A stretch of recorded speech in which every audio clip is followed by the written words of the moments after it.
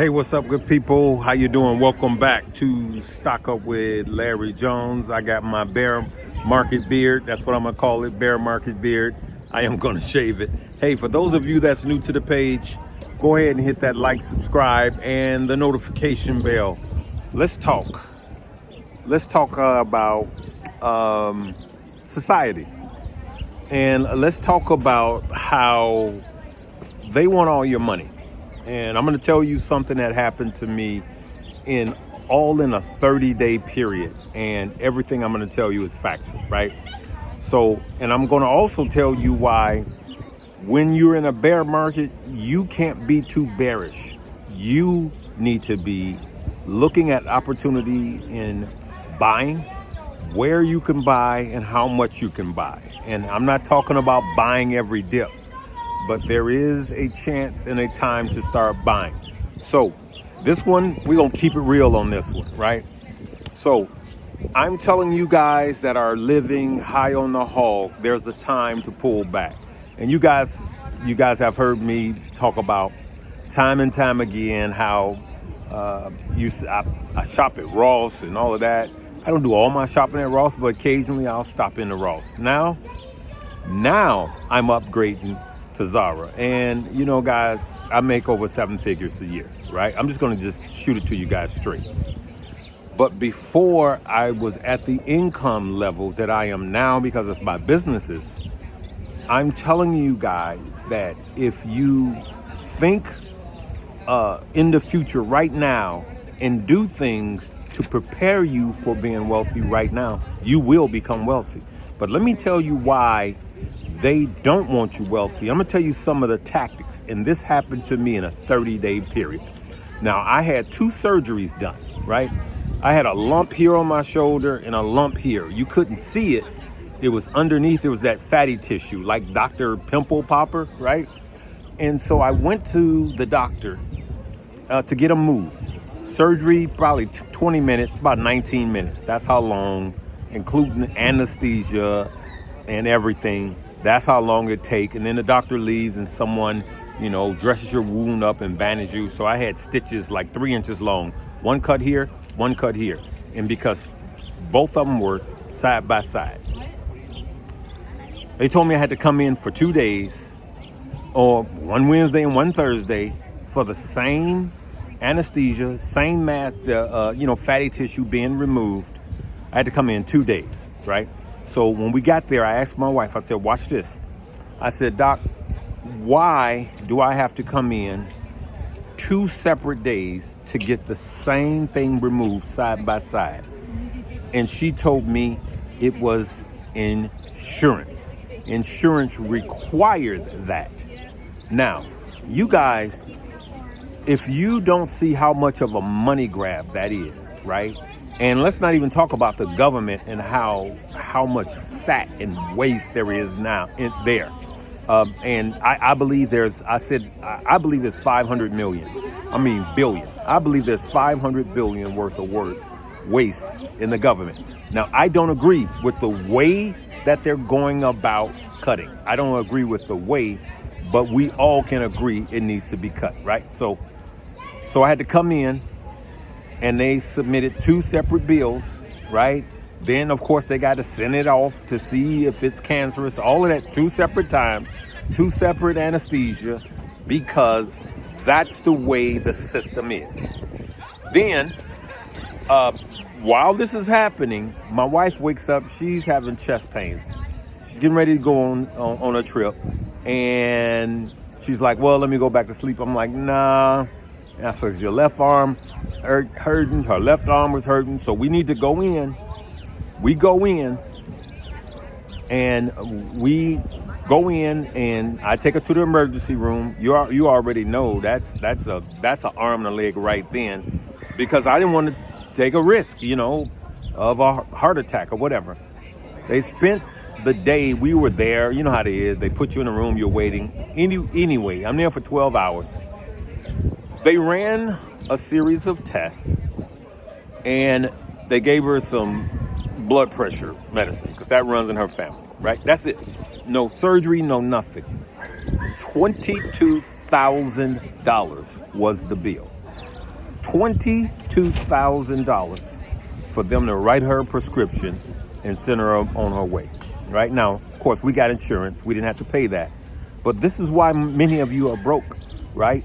They do this to us. They break us financially, okay? Now, I'm going to say this. I got a close family member,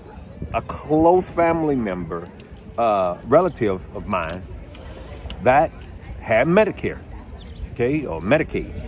Medicare or Medicaid. I'm sorry, I don't know which one, but you guys that's on that, you will know. And they got a retirement, and so I guess they tie into your bank account, right? So they got a lump sum of money from another family member and put it in their account. So when they went to have a surgery that was needed, they were denied this surgery that was needed because they had too much money in their account. And so when they were asked, okay, well, how much will we need to get them back on Medicaid? And they wanted every dime of the $130,000 extra that they got from another family member. That was the bill. They said, we need that. We need that. We need that money out of your account. We need every dime. So they either want you sick or dead.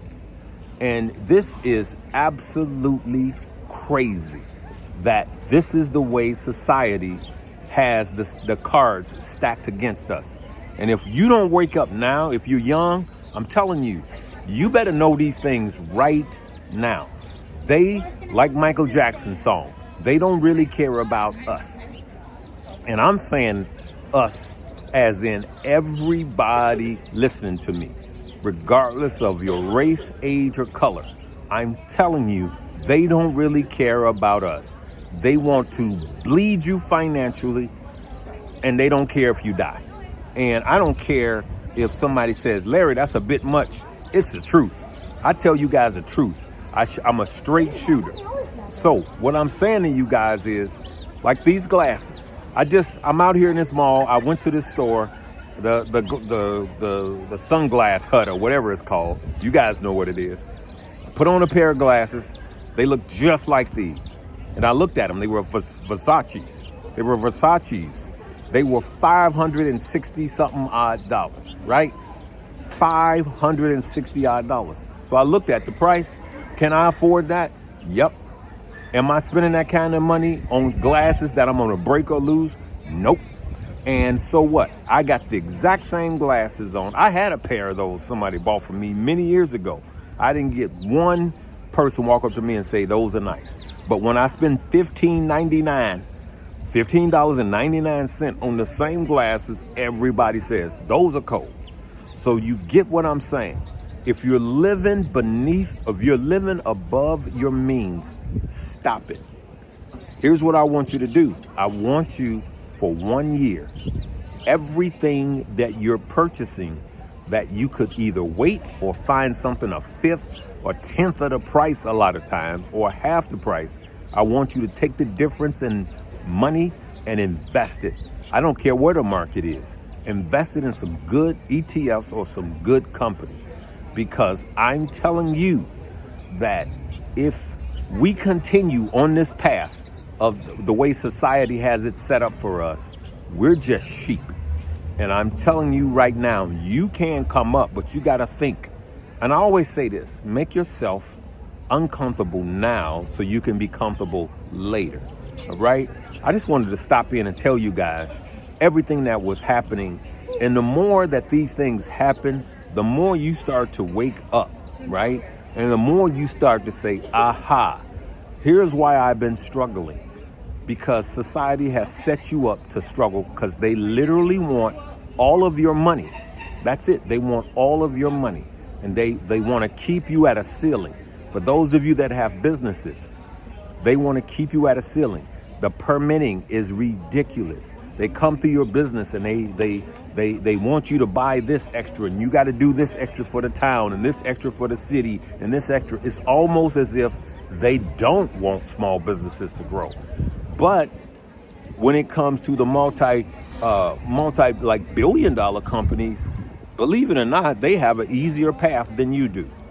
And so it's time for us to fight back and be smart about our spending and to emancipate ourselves financially. Emancipate yourself financially. Man, listen, I don't want to just tell you about the next hot stock. I want to tell you how you can live a better life. And until whatever comes, I'm going to keep telling you guys this. One of these days, I'm going to have a live, and I want to know what your business ideas are, because a lot of you have great business ideas, and it's time for you to launch. We'll talk about that, okay? And I'm gonna leave you with this. I've said it, but I know I got a lot of new followers. I'm gonna give you the keys to success. I've talked to businesses. I've helped start 3 businesses that are all multi-million-dollar businesses from the ground up. I wasn't the CEO of these businesses. I'm going to tell you what I've learned in my entire life. And that is that don't believe the lie that if you do what you're passionate about, you'll never work a day in your life. That is a lie. Entrepreneurs, listen to me. Budding entrepreneurs that haven't launched yet, but you have a great idea. I'm telling you, study whatever it is. Study, study, study. But here's the keys to success for everyone that's listening to me. Find out what your gift is that people will pay you for and become passionate about that. Those are the keys to success if you want to be successful. Then you can fund whatever your passions are. Don't believe the hype that if you do what you're passionate about or do what you've been doing, and then that's your why. No. Do what people will pay you for and become passionate about that and monetize it. Those are the keys to success. All right, good people? I'm going to leave it right there. I don't have anything to pub for you guys. I just wanted you to know from the bottom of my heart that you are on a path and to be happy and to be financially happy, physically happy, and spiritually happy. But there's a pursuit, all right? Remember, the pursuit of happiness. Happiness has to be pursued. And that's in every layer of your life, all right? I'm going to leave it right there. I love you guys. We'll see you tomorrow. Live, love, laugh, and learn.